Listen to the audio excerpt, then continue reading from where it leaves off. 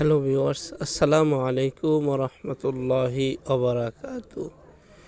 যে যেখান থেকে ভিডিওটি দেখবেন, লাইক, কমেন্ট, শেয়ার করে ফলো দিয়ে পাশে থাকবেন, যাতে নিত্য নতুন এরকমের ভিডিও আপনাদের সামনে পেশ করতে পারি।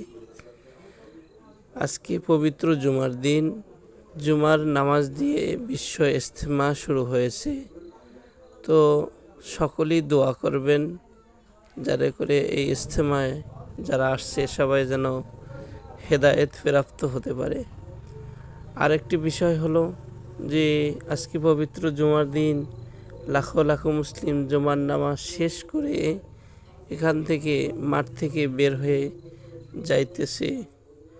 লক্ষ লক্ষ মানুষ, তাদের অনেক কষ্ট হইতেছে, তারপরেও তারা এই